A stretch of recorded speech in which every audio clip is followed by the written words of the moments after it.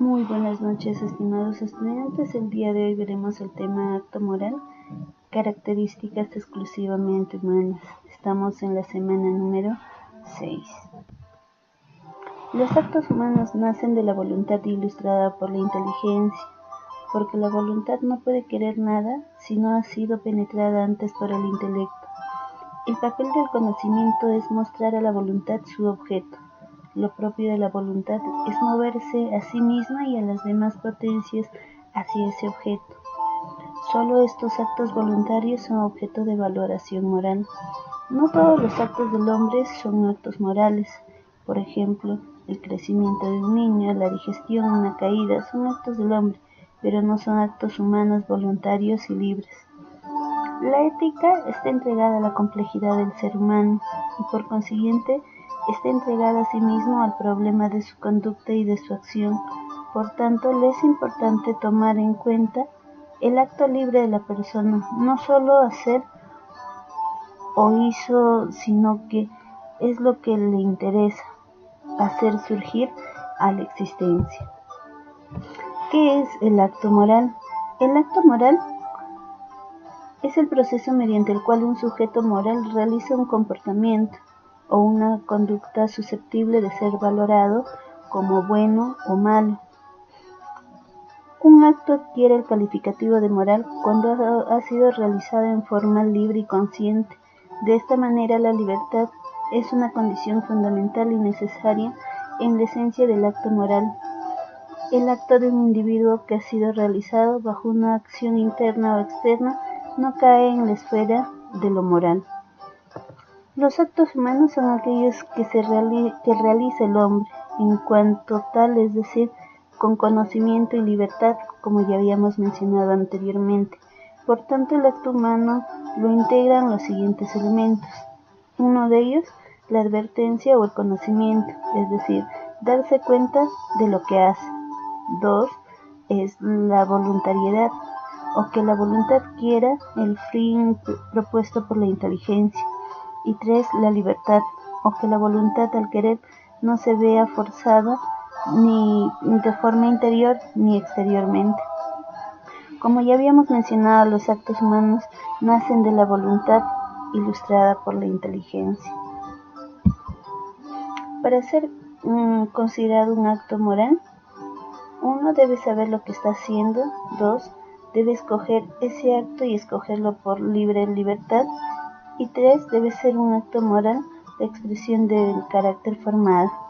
Ahí está lo que les indicaba, el conocimiento, la voluntariedad y lo que es la parte de la libertad. Los elementos del acto moral. Uno de los elementos es el sujeto moral. El sujeto moral es el individuo dotado de conciencia moral. No es un abstracto, sino es un concreto, ubicado en una determinada circunstancia histórica y social. Podríamos decir es algo real. La conciencia moral. La conciencia moral es el juicio de la razón por el cual la persona humana reconoce el bien y el mal en el acto concreto que realiza anteriormente, que está haciendo en el momento que piensa realizar más adelante. Luego tenemos los motivos o intenciones. Cuando nos preguntamos ¿qué es lo que nos lleva a actuar o perseguir un determinado fin? Nos estamos refiriendo a los motivos o intenciones de nuestros actos. Tenemos otro que es la conciencia del fin que se persigue. Se entiende por ello la anticipación ideal del resultado que se pretende alcanzar. La conciencia del fin le da al acto moral el carácter de voluntario. La decisión. La decisión le otorga al acto moral su carácter autónomo y voluntario, ya que la decisión debe ser expresión de la propia voluntad y responsabilidad del sujeto. El otro es la elección. La elección es el paso previo a la decisión, ya que implica una elección entre varios fines posibles. Ejemplo, una persona va a abrir una ventana porque siente necesidad de aire fresco. Ningún acto podría ser más natural, más moralmente indiferente en apariencia. pero recuerda que su acompañante es muy sensible a las corrientes del aire. El medio. El acto moral necesita los medios para realizar el fin escogido por el sujeto. Los medios deben de ser tan morales como los fines. El resultado. El acto moral se consume en el resultado o realización del fin perseguido. Algunas teorías consecuenciales o éticas de los resultados sostienen que la licitud o ilicitud de una acción depende únicamente del resultado o consecuencia que tenga. Dentro de este criterio, por ejemplo, el delincuente es castigado porque el castigo tiene como resultado impedir la realización de otros delitos semejantes. Tenemos las circunstancias. Las circunstancias se entiende por esta la diversidad situacional que rodea al acto moral. En el acto moral concurren todos estos elementos y momentos. Todos ellos deben de ser cumplidos de manera positiva para que nuestro comportamiento o conducta sea moralmente buena y de forma plena.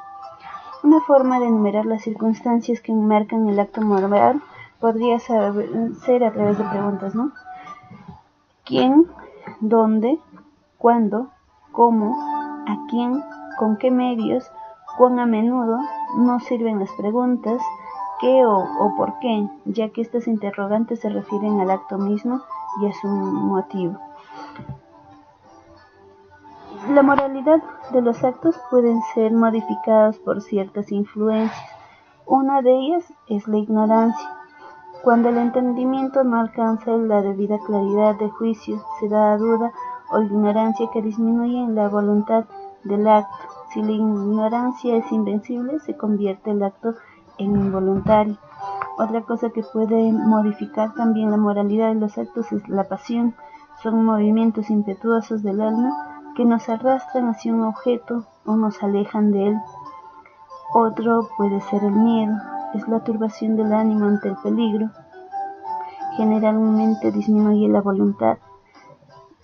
La cuarta influencia puede ser los hábitos, ya que son tendencias a repetir ciertos actos adquiridos por haberlos ya repetido anteriormente. Los hábitos suelen disminuir la libertad, pero no lo responsabilizan si son voluntarios en su causa. Y quinto, aquello que puede modificar la moralidad de los actos es la violencia. Es forzar a alguien a realizar materialmente una acción contra su voluntad. La violencia nunca suprime la voluntariedad ni la libertad interior. En este caso, haciendo un pequeño resumen, podríamos decir que aquellas influencias que alteran la moralidad de los actos son la ignorancia, la pasión, el miedo, los hábitos y la violencia. La voluntad en los actos humanos, como ya les había mencionado, la ética solo estudia los actos humanos conscientes y libres, ya que solo estos tienen valoración moral. Si voy por la calle y le piso el rabo a un perro sin querer, no es un tema de ética, y esta no tiene nada que decir, ya que el pisotón es inconsciente, por lo tanto es un acto que ni tiene valor bueno ni malo, es decir, no tiene mérito ni demérito. Y si nos coacciona a alguien para que hagamos algo, tampoco nos sentimos responsables de eso, ya que no lo hemos hecho voluntariamente. Estos actos son inmorales, contra las normas éticas, sino morales neutros, éticamente hablando. Los actos voluntarios directos. Cuando el que lo hace es consciente y libre de actuar así. Cuando estamos ante este tipo de actos, se derivan unos efectos fruto de la acción voluntaria. Puede ser voluntarios directos, es decir, cuando el efecto es previsto y querido. Es voluntarios indirectos, cuando el efecto sea previsto pero no se quiere.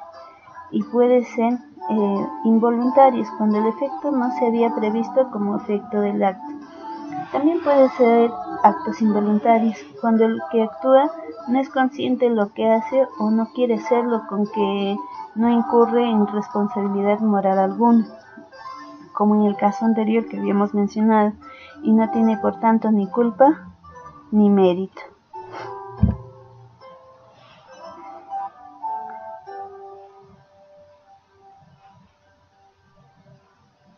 La responsabilidad moral es la misma en los actos con efecto voluntario directo o voluntario indirecto, que en ambos casos se contrae libremente al actuar sabiendo lo que va a derivar de ello. Decimos que el efecto voluntario indirecto es voluntario en su causa, puesto que lo que se mueve a actuar es perfectamente querido, y efecto voluntario directo es voluntario en sí, ya que he querido perfectamente ese resultado. Como ya se ha dicho, en los actos involuntarios no hay responsabilidad. Por otro lado, los actos humanos están acompañados de circunstancias concretas que pueden alterar sustancialmente el valor moral del acto. Esto puede ser de tres maneras. 1. Agravándolo, es decir, aumentando la culpa o el mérito.